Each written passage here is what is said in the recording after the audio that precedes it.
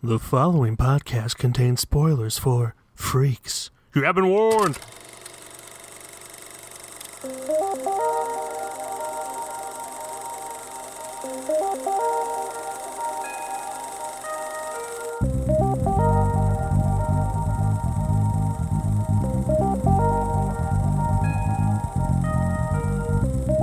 What's up, everybody? I'm your host, Glenjamin Button, along with your host, Miguel Megusto. On top of the morning to you. I felt like I had to go with your pattern with that little spoiler. And then I just yelled into it afterwards. Happy St. Patrick's Day to those. Granted, when this comes out, it's going to be a week after St. Patrick's Day, but it is St. Patrick's Day today. I'm not wearing any green, but no one can pinch me because I am in isolation. I was about not to say, because I'm sick, but because other people are sick, probably. I think we're all in isolation at this point. Yeah, we're all in isolation. So, with us being in isolation, you think that you would have seen some movies this week. Is that true, Glenn? You know, it's true that you would think that, but as of yet, it's yet to be seen to be true. I have not seen anything except for Freaks, which we will get into, obviously. Definitely. I still didn't even finish Altered Carbon. I'm literally that one episode away, just holding on by a string. Just Freaks, then. You are just Freaks. A disappointment of a co-host. Just kidding. Just kidding. If we're being fair here, the next 2 to 8 weeks, I could watch 6,000 movies. I'd like to see you try, but yeah, I couldn't even do 365. No, I'm not. I'm not disappointed. I'm just angry. Heartbroken. Well, no, it's the opposite. No, it's fine. I really don't care. I saw 4 movies, including Freaks.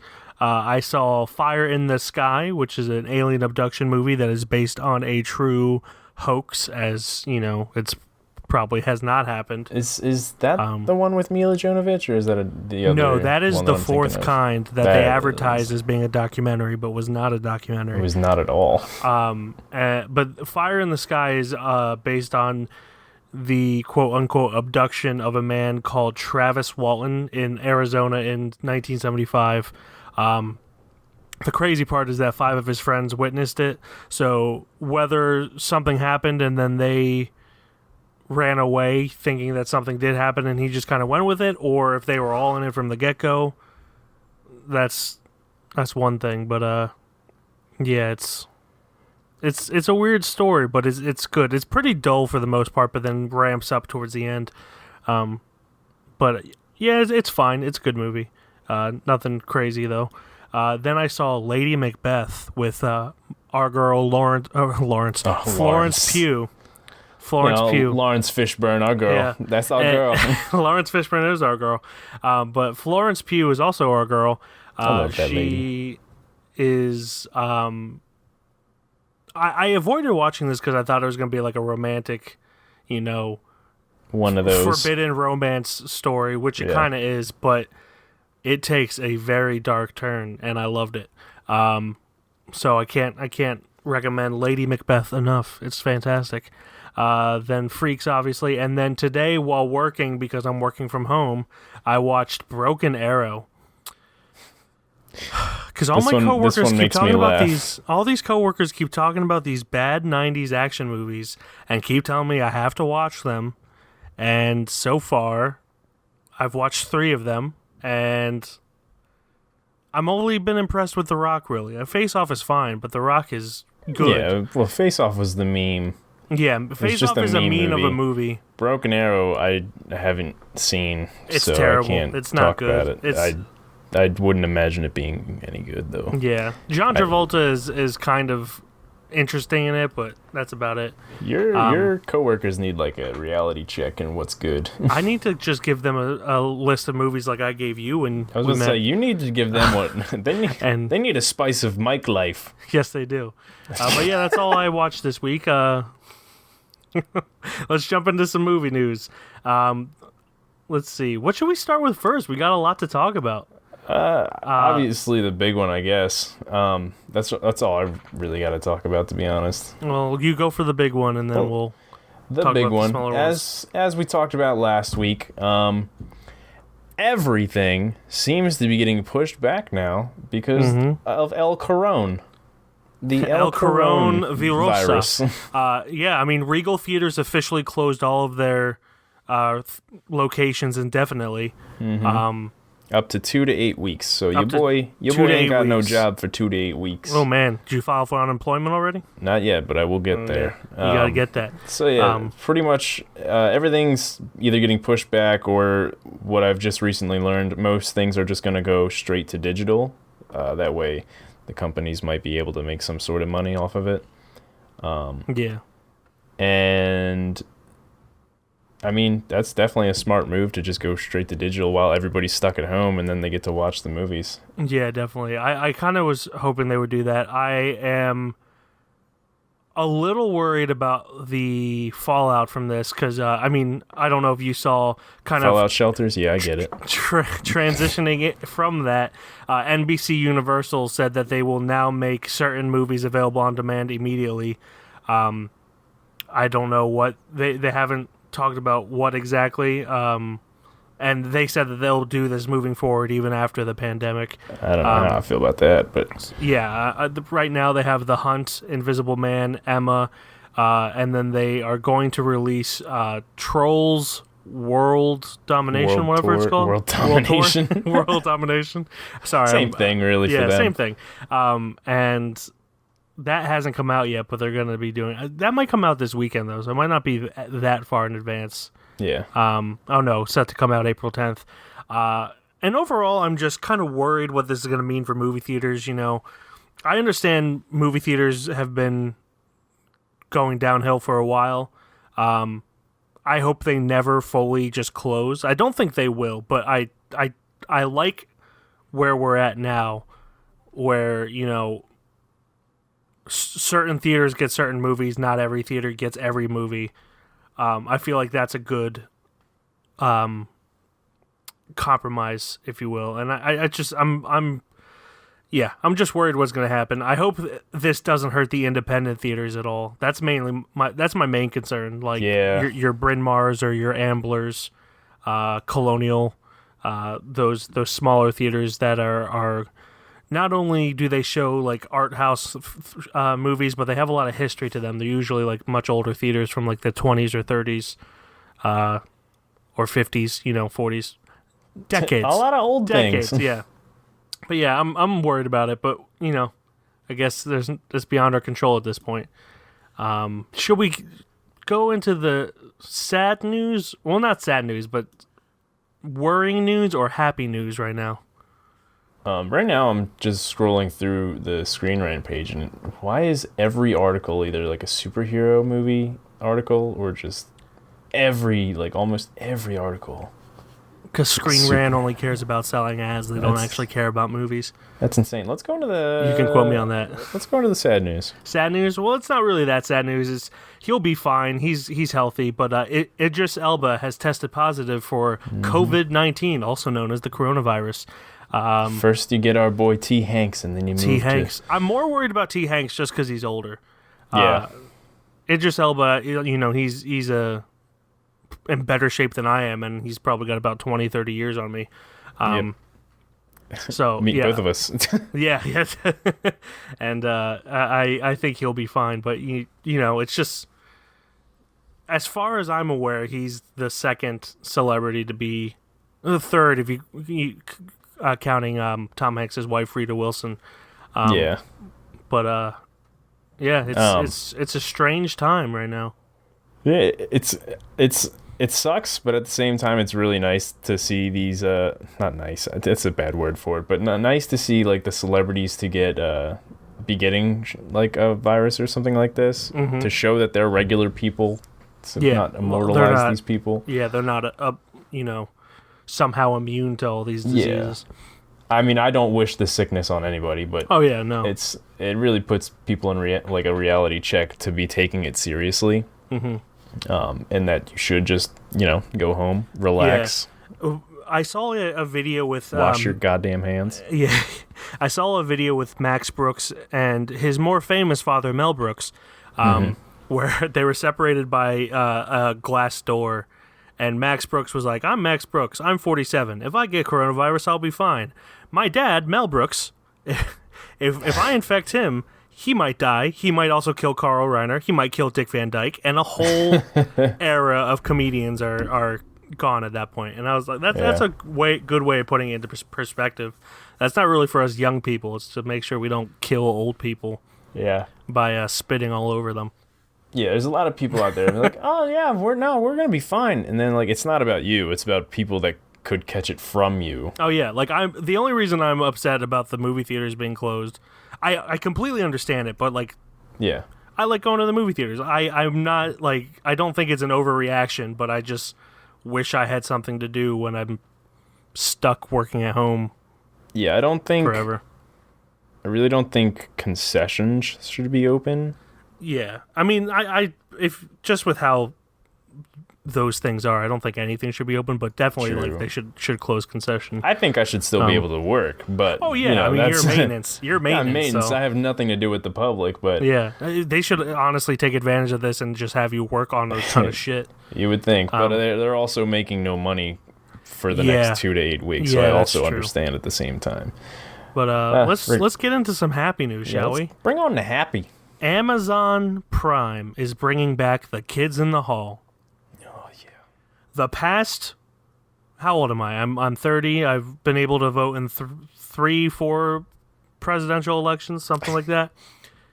I have always looked for the person who would bring back Kids in the Hall as the person to vote for, and not a single candidate has made that their platform. Mm-hmm. But Amazon, goddammit, Amazon is bringing back Kids in the Hall, and we can finally have a sigh of relief and enjoy some Canadian humor.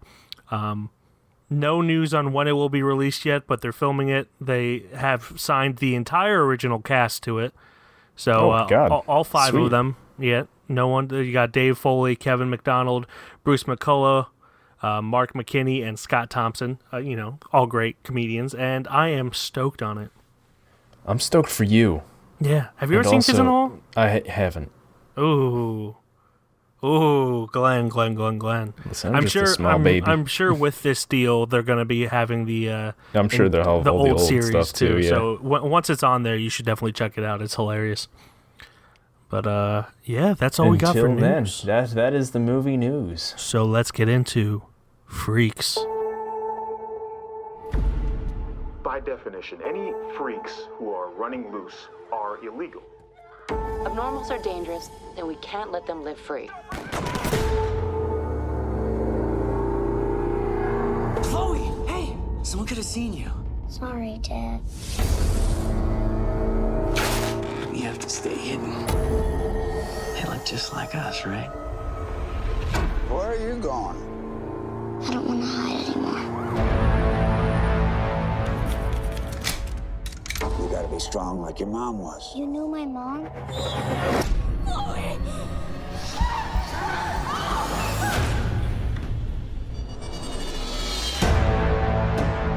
I saw Mom. What are you talking about?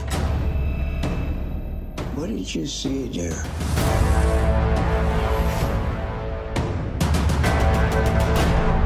They took her away.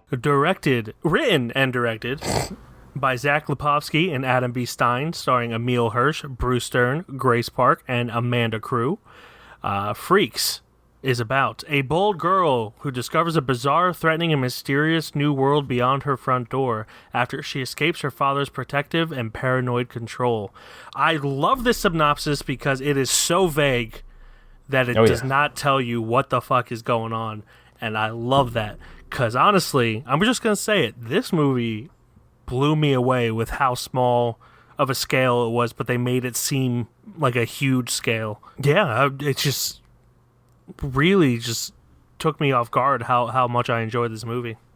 It took me this movie's what, an hour, 45 minutes? It took me like a good 45 minutes to an hour to realize what was actually going on. Yeah. Like, you already said spoilers, so we could start spoiling it. But so like, in the beginning of the movie, I'm like, okay, this is kind of like some like Invasion of the Body Snatchers type movie, like where like the people on the outside are just like You know, bad people who are trying to kill you, not the same entity as a human being, and you think the two people on the inside are just regular human beings trying to survive. I was like, okay, I could see that. And then they started like talking about abnormals and shit. I'm like, wait, which ones are abnormals now? Because Emil Hirsch's eyes were just bleeding. Wait, who is who? And what is happening? And then Bruce Dern, and then I'm like, my mind was melting. I'm not gonna lie about it. They do a great job at withholding just enough information at the right times, and then when they do explain it, it doesn't feel like exposition. It feels natural, and you know, it comes up in a fluid way to make it feel like there was nothing else they could talk about other than the fact that these motherfuckers are all like X-Men type villains. It's essentially just an X-Men movie, not in the MCU, thank God. It doesn't even feel like it until at least the last like half hour or so. Oh yeah, well, the entire time you're just like, least. it sets it up where the dad is just crazy and abusive to his daughter, and you don't trust him at first, and then things just keep happening, and you're just like, what is going on? Like, how does she keep having these people in her room? The first half of the movie is a straight up isolation movie where paranoia starts to set in. You start seeing things like you're at least thinking this. You start to see the characters start to see things that aren't really there, like in the girl's closet and stuff like that. And you're like, okay, she's just going crazy. She was just locked up for the last 7 years of her life. It makes sense. And then it actually throws the actual plot into it. And you're like, oh yeah, definitely. It's getting crazy. And then you think that like Bruce Dern's character is one of the bad guys because he's kind of creepy, but that's just, you know, the whole ice cream thing, which I'm sure was on purpose, to make it to kind of be like a red herring where you're like, oh no, this isn't reality, this is reality. And they just do enough to keep you interested, but not like to give everything away. And it's just so well paced in how it reveals information to you. And it gives you like little hints here and there, and I just like I don't know what to say. Like, it was just like a fantastic small movie. This movie was really trusting its audience. Yeah, like a lot of like me, of course, my dumbass. Like it didn't hold your hand the whole way. It like threw little tidbits. It's like, oh, this. Here you go. Not just like holding your like exposition, like this is the thing that is happening to these people, and it really gave you the ride along that you needed for this to be an excellent movie. Yeah, and I'm not gonna lie, I love this freaking movie. It was great. Yeah, it was fantastic, and I first heard about this film when I was listening to another podcast. Film Riot actually has a podcast. And he had the directors on, or one of the directors, I can't remember if it was both or one.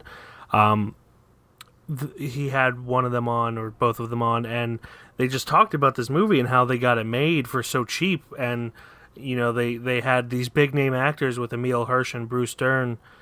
Granted, as our friend John Clark said, Emil Hirsch was just coming off of, you know, being in rehab for alcohol at that time, so he was probably just like hungry for work again. But Bruce Dern did not need to take a pay cut. No. Especially around this. This was right after or shortly after Nebraska, which kind of, I don't want to say his career ever went away, but it kind of revitalized his career with Nebraska, and then, you know, Hateful Eight and all that. Yeah, it was around that time where it just started kicking back up for him again. Yeah. And they both did not really need to work on such a small movie, but it really gives the film some talent. You know, I it don't definitely paid off. I don't want to like talk shit on anyone else in this movie, because everyone in this movie does fine. But, you know, compared to Bruce Dern and Emil Hirsch, you can kind of see that they're not exactly quite at their level. And again, that's just me nitpicking. Like, just Bruce Dern is such a natural actor. Emil Hirsch, he's I would say he's normally better than he is in this, but he's still really good in this. I just love it when big names do smaller budgeted things like this. They take a pay cut, they take something on the back end to kind of make up for it, just to get it made, and that says a lot about the story. Yeah, this movie was so just excellent. Even the little girl, she was just killing it in this movie. Yeah, she was so like innocent in the beginning of the movie, and like the paranoia like factor starts setting in, and then you realize it's not paranoia. She's actually like telepathic. Jesus. Yeah.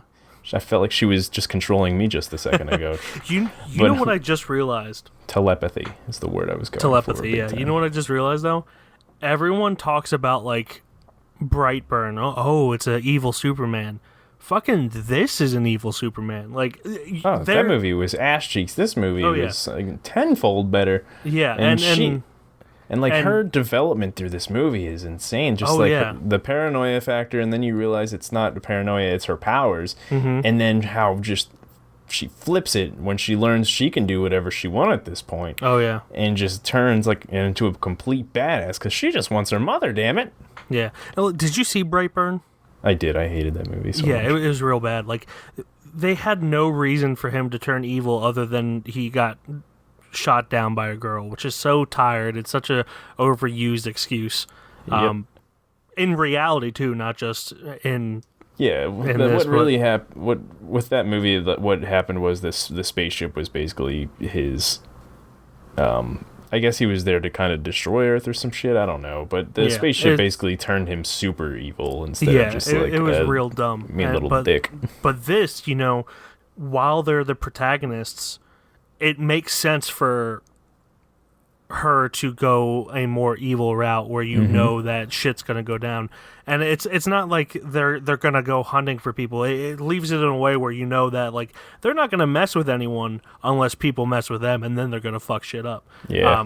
But I really enjoyed it. I enjoyed the dynamic of how you slowly learned that Bruce Stern was the grandfather, and he had a grudge against Emil Hirsch because he thought Emil Hirsch was being, a coward and super protective of the daughter instead of going after overly protective, and it showed both sides. It showed everything, and it just revealed everything so well and so paced. It was just well paced, and I don't have much to say negatively about this. It had a lot of oh shit moments, like especially when the daughter was controlling certain people, and it kind of had a topical feel without getting too political about like immigration and stuff. Where everyone's like, oh, they're different from us, and then they find out they're not so different, and then they freak out and shit happens anyway. But I just really enjoyed everything about it. I like the story where like this is a nice twist on like the whole superpowers thing. I like stories that like tell like, oh, we're not just gonna immortalize these people, we're gonna do something to make those things their own, or we're just going to shun them and try to destroy them or capture them, or just like those kind of stories, instead of just like, oh, I've got these powers, I'm going to save people now, instead of like stuff like that where it's just kind of empty-minded about it. You're just like, oh, that's just how it is. Yeah. These types of movies, like, and the way this built up to everything was just so well done. And she's not a superhero, she's not a supervillain, she just was living her life and was in total isolation for her whole life, and this is the result of it, is the way it ended, which sucks, but it made for a great ending. Oh yeah, I really enjoyed this. It was a real good surprise. I expected it to be entertaining, but not as good as it was. Yeah, I didn't look at my phone once the whole time watching this movie. I'm trying to obviously not do that, but I didn't even touch my phone. I was playing a game while watching it, but it's a very mindless game, and that was mainly just me trying to like get rid of the anxiety this movie was making for me. Not because like it's an extremely tense movie. It's just there's a lot of awkward situations by design. Like it's not just like an awkward movie. It's you know, there's this one part where a cop thinks Bruce Dern is a pedophile, and I was just like, oh. Oh, Bruce Dern. There you go, Bruce Dern. Ugh. Yeah. And I think everyone should check this movie out. It's really absolutely. good. I really hope people capitalize. It was number 9. It was number 9 on Netflix when I checked this morning, which I guess they have like a top 10 system now. Yeah, so I really hope people capitalize on this movie while they're either home sick or just home because their business is closed. Because this is a really great movie, and it came out in 2018, and I'm glad it's kind of getting a resurgence. Resurgence. Yeah, definitely. She's not dead yet. What? Hiding is out. We are never getting out of here alive.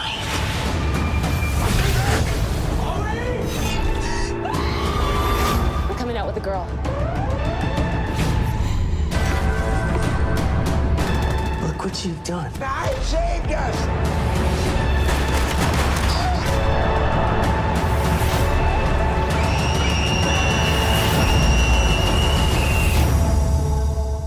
Where are you, Mommy?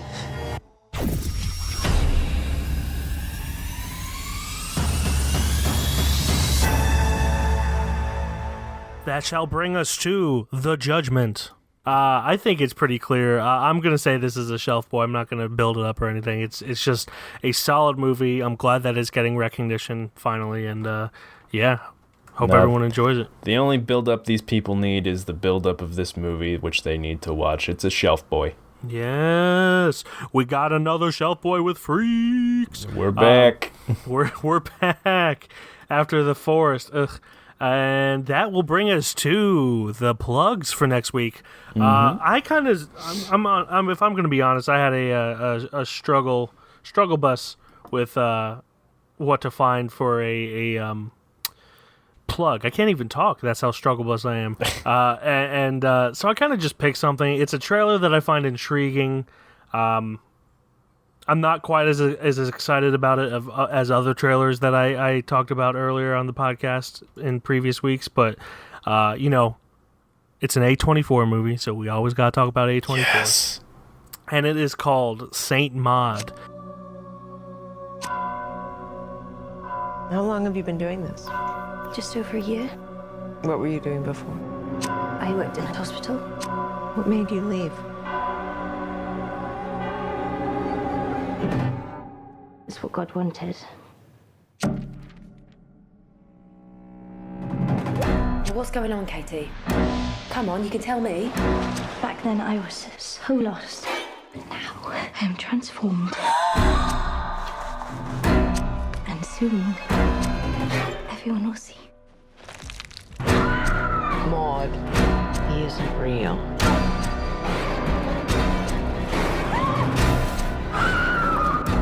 He's everywhere. He's physically in me.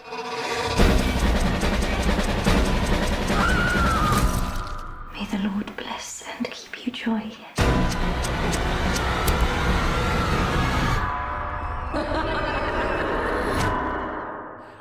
And it just kind of looks like a horror thriller based around a religious zealot who is being bullied by atheists and just kind of loses her mind. And it looks great, and I'm excited for it. Not as excited as the Green Knight, of course. The only reason I mention that is because it's right up here. But it looks really good. So the trailer for Saint Maud. All right. So like since the last podcast, I have kind of been trying to get out of this rut where I just listen to music at work, and I've been listening to podcasts now. Just because there's some things I should probably like learn instead of just listening to mindless music all the time. So I decided to listen to this one podcast. It is on iTunes, Spotify, Stitcher, and I'm sure there's other outlets as well. But Myths and Legends by Jesse Weiser. This is a podcast where I adapt stories from mythology and folklore. Some are incredibly popular stories you think you know, but with surprising origins. Others are stories that might be new to you, but are definitely worth a listen. Today's story is from the Kalevala, a Finnish epic poem. I've had requests to cover basically since the beginning of this podcast. Basically, it's this guy who tells these like usually half an hour long stories about different types of fairy tales, myths, legends like Hercules, Mulan, Baba Yaga, or Yaga technically. It's just all types of stories. He just tells these stories and they go by quick. They go by way faster than you expect them to if you're just kind of doing like stuff that I do, which is just watching paint dry. He's really good. He kind of throws in his like own mix of like he'll tell the story and then he'll be like, oh well, I think it would have been a better story if it was told this way, but that's what makes it the story that it is and why it survived so long. Put a modern twist on things. He'll even put in like smart ass comments where like Baba Yaga has a house with chicken legs for stilts, and he's like, what the fuck is even that? And then he'll just move on with the story. Well, did you see the new Hellboy? I did not. They have Baba Yaga in it, and it's a sight, that's for sure. Oh boy. But yes. yeah, I 100% recommend Myths and Legends. It's on all those outlets that I mentioned earlier, and yeah, that's my plug for the week. Cool. So that is our plugs for next week. Glenjamin Button, it is your turn to choose the assignment. Boy, I feel what so is the honored. class going to watch this week? So I felt like it was necessary for us to watch a Christopher Walken movie. Hey, it's been so long. Where did you put me? Why am I so low on the shelf boy list? And I haven't really seen this one, but it's got pretty good reviews. It's from 1990, called The King of New York.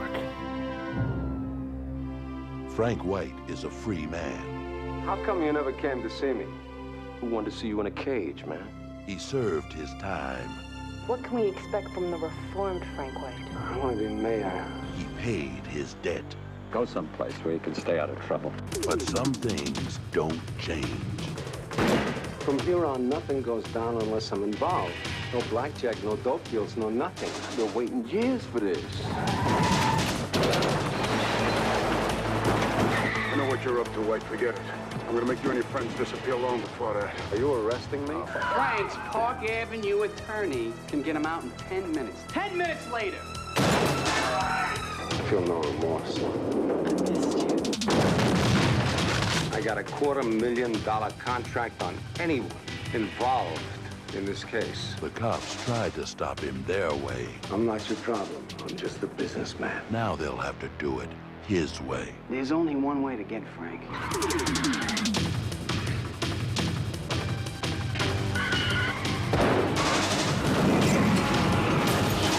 Christopher Walken, King of New York. You expected to get away with killing all these people? I never killed anybody that didn't deserve it. Ooh. Obviously, it stars Christopher Walken, David Caruso, Lawrence Fishburne, Victor Argo, and a bunch of other people. It is directed by Abel Ferreira and written by Nicholas St. John. The movie is called King of New York. Cool.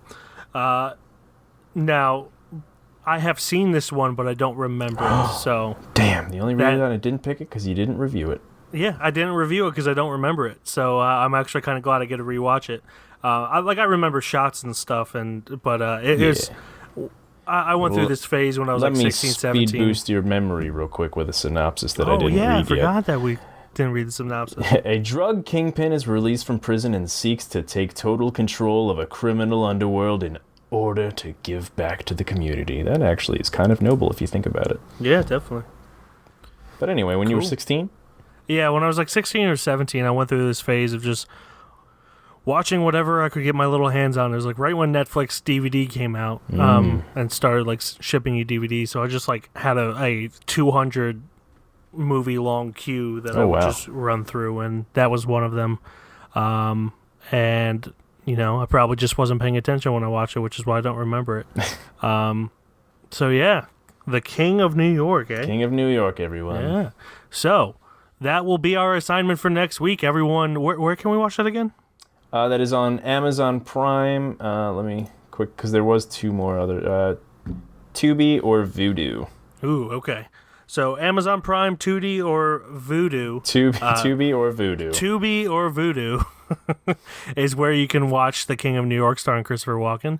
As always, you can find our website at KeystoneFilmReview.com. On Instagram, we are Keystone_Film_Review. Twitter, we are Keystone_Film. On Facebook, we are Keystone Film Review. And on Letterboxd, I am Mike KFR. And I am Glenn KFR. And that will do it until next week. Thank you all for listening, and have a great, safe, social distancing isolation. I know I will. Oh, no. Oh, God.